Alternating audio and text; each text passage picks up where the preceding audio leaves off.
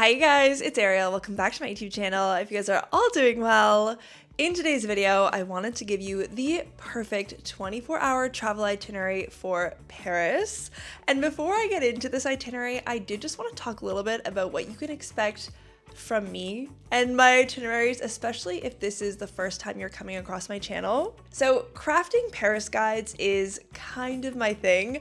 I love to craft the perfect walking tour that will allow you to see the best sites, go to the best museums, eat the best food, and do the best activities in a certain neighborhood. I also really like to take you guys off the beaten path. I like to show you things about Paris that maybe you've never heard of before.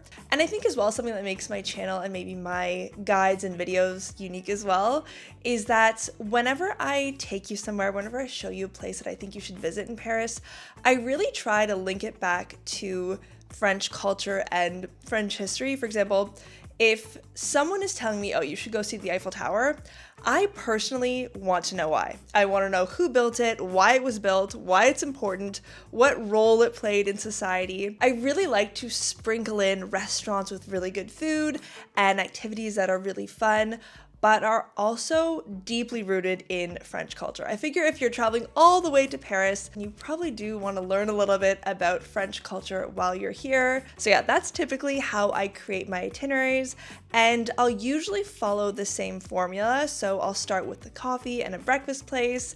We'll do some sightseeing, we'll visit a museum, then we'll go for lunch, we'll do an afternoon activity, we'll stop for a goûter, a snack, then we'll do an evening activity and dinner, which seems like a lot, I know. You can do this itinerary in 24 hours, no problem. But if you'd like as well, you can divide it up. You can do the morning activities in one day, the afternoon activities in another. The goal of my videos and my itineraries is always to help you have the best day in Paris. Without further ado, let's get into it. You guys know that I am a sucker for good coffee, and so that's exactly how we're gonna start our day off, with a good old cup of joe from a small coffee shop called Crible. Crible is located in the 5th arrondissement and is a 10-second walk from the Jardin des Plantes, the Paris Botanical Gardens, which I also highly recommend that you visit in Paris, but it's just not on today's schedule. At Crible, you can order coffee, hot chocolate, matcha, and juice, so they have something for pretty much everyone. Now, once you have your coffee in hand, we're gonna take it to go so that we can pair it with a freshly baked pastry from a boulangerie. So you're gonna walk 5 minutes to the Square Saint-Médard, where we're gonna stroll down the Rue Mouffetard. Now, this street is short, so take your time and enjoy every single step because it's quite a special road. Rue Mouffetard is considered to be one of the oldest roads in all of Paris, having first been built by the Romans to transport goods in and out of the city. Later on, during the Middle Ages, Rue Mouffetard was home to artisans and blacksmiths. During the Renaissance, it was a place for intellectuals, artists, and literaries to meet. And I always think that it's really interesting that Victor Hugo actually sought out inspiration here while writing Les Miserables. And today, it continues to be a place of markets, meeting, and local artisans. Our first stop along the Rue Mouffetard is going to be to a bakery to pick up a croissant to go with our coffee. And before you just walk into any old boulangerie, hear me out. You're going to be tempted to stop at the very first bakery that you see, called Le Fournil de Mouffetard, which is rated 4.5 on Google. Don't stop here. Their breakfast pastries are not good. Just continue 30 seconds to the second boulangerie, which is also called Le Fournil de Mouffetard, but this one is organic. You can tell by the green A and B sign on the right corner, which stands for Agriculture Biologique, or organic farming. Their croissants are infinitely better. They're so buttery and flaky. They are delicious by comparison. And if you want to try something new, you can order a pain au chocolat, which is a chocolate croissant, or a chausson aux pommes, which is Jean's favorite. It's the same sort of buttery, flaky pastry dough, but stuffed with apples and applesauce. Also very delicious. Along the Rue Mouffetard, you can also stop at a chocolate shop called Chocolatier Nicholson. They have really good praline chocolates, which are chocolates filled with a soft and crunchy center, and their Valentine's Day chocolate bars are so adorable and delicious. I bought one for Jean, but don't tell him. As you continue to walk down Rue Mouffetard, you'll arrive at the Place de la Contrescarpe, which is a square that has some seating and a beautiful fountain in the summer. You can stop here to finish your coffee and pastries if you'd like. And eventually, Rue Mouffetard will turn into the Rue Descartes. And since our goal is to get to the Seine, you want to just keep walking straight along this road until you can see the familiar faces of the Bouquinistes and their green wooden stands along the Seine. The Bouquinistes, if you're unfamiliar with this term, refers to the booksellers that are along the banks of the Seine, and they've been here since the 16th century, so for hundreds and hundreds of years. The Bouquinistes are a great place to stop for souvenirs or gifts from Paris. I very frequently shop at the Bouquinistes for posters and maps for our apartment, as well as unique magnets and the most beautiful tote bags. So take your time, look at the stands, talk to the Bouquinistes. They're always very friendly and really happy to talk about this long-standing tradition in Paris. As you walk along the banks of the Seine, you'll want to make your way towards the Pont au Double and cross over the Seine to the Notre Dame Cathedral. And we're only going to admire the view here, we're not going to go in. I promised you guys an itinerary off the beaten path, so instead we're going to walk through the Ile de la Cité and cross the Pont Saint-Louis, which is the bridge that connects you to the Ile Saint-Louis, which is a second smaller island. Our goal is to get here for about 10:30 because at 10:45 we're going to go for a cheese tour and tasting at the Musée Vivant du fromage, which is a newly opened cheese museum in Paris. During this tour, you'll follow a cheesemaker to learn about the history and process of cheesemaking in Europe and in France. And at the end, you'll have the opportunity to taste 4 different cheeses. And once the tour is over, you can go through their gift shop and their cheese shop, and you'll have 10% off your purchases. So it's also a great opportunity to buy some of the cheeses that you enjoyed on the tour. And just a quick note about this museum is that it was opened by the Fournil de Mouffetard, which is where I've been going to buy my cheese for years and years. I am so inspired by these cheesemakers, not only for their knowledge in cheesemaking, but also in their willingness and openness to share this huge part of French culture with those who are interested. So I really highly recommend anything that Fournil de Mouffetard does, including this museum. Now, after all this walking and learning, we have definitely worked up an appetite. So we're gonna cross the street and walk 30 seconds to the Bouillon de Lille. And if you want to learn more about what a bouillon is, I've done a couple of videos detailing the history of this traditional Parisian restaurant. But the Spark Notes version is that you can come here for a very cheap, hot, delicious, homemade French meal. I am a huge fan of the bouillon. You really can't go wrong given the price and the quality. And the bouillon on Ile Saint-Louis is quite good. As with all bouillons, this restaurant is very affordable. All of their entrees are €5.50, their mains are €9.50, and their desserts are €5. And what's great about the timeline of this itinerary is that it works perfectly, because if you come here after the tour at about noon, you'll be able to get a seat. And this is key because bouillons are incredibly popular and loved by locals and tourists alike. So by 1 p.m., this place will be packed. Now, after you've enjoyed your meal, don't get your dessert here. For that, we're going to walk just a few blocks down the island to La Crêperie Ile Saint-Louis for a sweet crepe. My personal favorite is their crepe made with homemade caramel sauce, but they have quite the selection to choose from and their crepes are divine. Now, I would move on to our next activity at this point, but you guys know me and you know my guides, so you know I would never just give you only one lunch option. Which is why I'm taking you to a second lunch option if you're looking for something a little bit more upscale, and that is a Michelin-starred restaurant called Le Sergent Recruteur. I love this place for a lot of reasons. For one, I think that coming here for their lunch special is a very accessible way to enjoy haute cuisine. French gastronomy is world-renowned, and so I think it's really incredible to be able to travel to Paris and enjoy this part of French culture without breaking the bank. From Wednesday to Friday, you can enjoy an entree and a main, or a main and a dessert for €42, or an entree, a main, and a dessert for €52.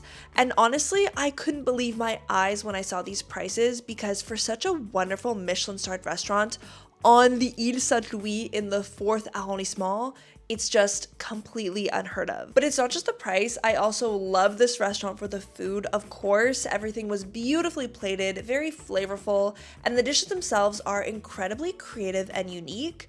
I love the service, which is very pleasant and attentive, and the chef himself is incredibly friendly. You can see him smiling and passing through the restaurant and working in the kitchen, which I think is very special. And funny enough, Jean and I actually got to speak with the chef. He came over to our table to see how everything was going, and he even sent us over an extra complimentary amuse-bouche because he said that it looked like we were having the best time in his restaurant. And this really got me thinking about how speaking French has given me access to the most hidden and beautiful parts of Paris, and even the most amazing people like this chef. And I think that it's moments like this that really remind me why I work so hard on my Italian before my trip, because I know how valuable it's been for me to speak French in France, and I want to be able to appreciate and understand Italy in the same way. So I really do think that if you're planning on traveling to Paris or to France, that it's definitely worth it to brush up on or learn a little bit of French before you get here. And thanks to the amazing sponsor of today's video, Lingoda, you can absolutely do just that. Lingoda is an online language school that gives you access to live classes with native speakers in small groups any day or time of the week. And not just that, but Lingoda also does all the groundwork for you, providing you with a curriculum and lesson plans, as well as lots of extra resources to help you review each lesson and practice the vocabulary that you've learned. You saw me do the sprint this summer, so you're probably wondering what I've been up to since. Well, oggi è la mia 50ª lezione di italiano con Lingoda.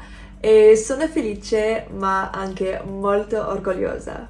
It's funny because I never thought that I would actually enjoy going back to school, but my Italian lessons are literally the moments that I look forward to during the week.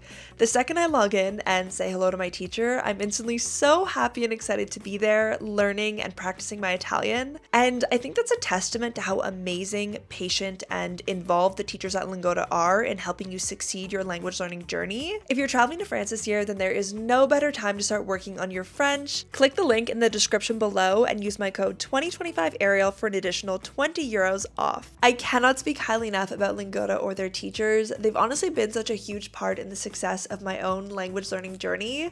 So thank you again to Lingoda for supporting my channel and sponsoring today's video. Now let's get back to it. Now that we've eaten and we're energized, we're ready for this afternoon's activity. So you're gonna walk off the island and up a street called the Rue Saint-Paul.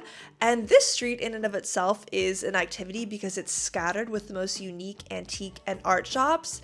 But we're not here for the shopping, okay? We're here for a workshop on roofing, which sounds crazy, but hear me out. Les Toits Parisiens, or the Parisian rooftops in English, is a boutique and atelier that specializes in teaching about the history of the iconic Paris rooftops and the craftsmanship behind it.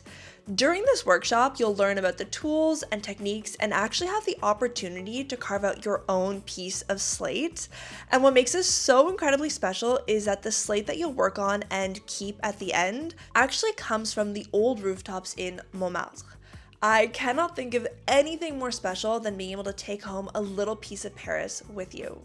And I thought I would show you what I made in this workshop. They packaged it very nicely for me in this little paper bag.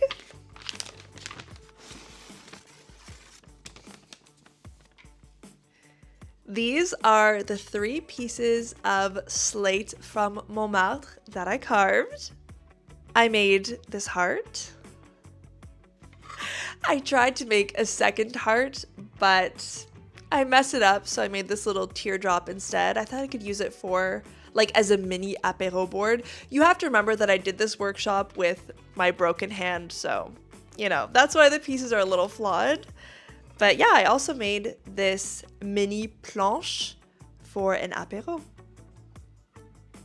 Honestly, the workshop was so much fun, and I just think it's so beautiful to have my own little piece of Paris in the apartment.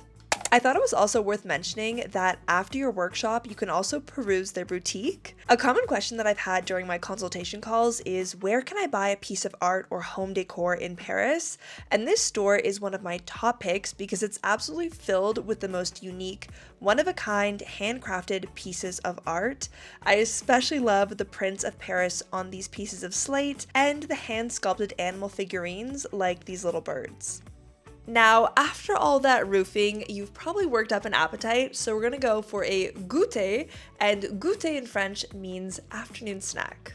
And there is no better place to do so than at La Petite Maison dans la Cour, Literally hidden from plain sight, right off the Rue Saint-Paul, La Petite Maison dans la Cour offers homemade snacks, sweet treats, hot chocolate, and beautiful drinks. I personally love to order their chocolat vinoise, which is a hot chocolate with whipped cream, their cheese plate to share, and their bœuf bourguignon is delicious. They have a charming patio outside and offer blankets to keep you warm in the winter, and inside they have a main seating area and a little nook where you can cozy up if you arrive before the crowds. Now, we've had quite a busy day. You might be a little bit tired, so at this point in the itinerary we can relax. You can take a break, go back to your hotel or your Airbnb, have a nap, and get ready for this evening's activities, which is a night out at the Grand Rex. Now, the Grand Rex is a mythical place located along the Grand Boulevard. If you're interested in hearing more about the Grand Boulevard, I'll link my previous video down below, but the quick version is that the Grand Boulevards are a series of large boulevards that are connected in Paris, and it's a great place to go to enjoy Paris nightlife, and has been really for centuries. The Grand Boulevard is a beautiful place to walk during the day, and in the evening, every single restaurant, bar, cinema, and theater is buzzing. And along the Grand Boulevard, you can find the Grand Rex, which statistically is the largest cinema in all of Europe. But that's not why I want you guys to come here. In order to understand what's so special about this place, we need to go all the way back to 1932 when Jacques Ike, a wealthy movie producer, decided to build the most extravagant cinema in the entire world. While the outside facade is very impressive, the Grand Rex is most known for their atmospheric rooms created by John Eberson. In the Grand Hall, for example, you have the impression that you're immersed in a Mediterranean night with a deep blue sky, stars painted across the ceiling, and clouds drifting across. It's framed by an equally intriguing decor which combines Italian balconies and Greco-Roman statues. I love coming to watch performances in the atmospheric room. You can, of course, watch a movie here, but they do host other events. For example, Jean and I recently went to watch a ballet performance of The Nutcracker, and if you want to see all of the other upcoming events, you can go on their website and look under the shows and concerts tab, and that will list out all the other events that are happening at the Grand Rex while you're in Paris. And I'll also add that they have an escape game as well as a nightclub for those who want to spend the night dancing. And there's no better way to wrap up our day than with a delicious meal at a restaurant just 10 minutes away from the Grand Rex called Boletus. Boletus is a restaurant bistronomique, which means that it's a fusion between a French bistrot and a restaurant gastronomique. Here you'll find traditional French dishes with a touch of Asian cuisine where the focus is on seasonal produce and the menu is regularly revisited to reflect this. The ambiance of the restaurant is very cozy, and my top tip would be to request to sit at the bar because you can watch the chef prepare each dish. Jean and I were saying that it's just like getting dinner and a show. It's amazing. Now, I have to be honest with you guys, it is very, very rare that I am jaw-droppingly impressed by a restaurant. While writing my guides, I have tested hundreds and hundreds of places to eat in Paris, from Bouillons to Michelin-starred restaurants, and so it's not often that I am blown away by a dinner out. All that to say, Boletus is one of the most exceptional restaurants in Paris. The creativity and flavors that make up their dishes is mind-blowing, and their service is so thoughtful and attentive. At the end of our meal, the server asked us if we wanted anything else, and my only answer was to enjoy the entire meal all over again. Now that brings us to the end of today's video. I hope you guys enjoyed spending a day with me in Paris. If you have any questions, let me know down below in the comments. And if you're looking for more guides and itineraries, or even just help planning your trip to Paris, you can check out my website, arielleinparis.com. Thank you so much to Lingoda for sponsoring this video and supporting my channel. Don't forget to check them out with the link down below. Thank you guys so much for watching, and I'll see you in the next one.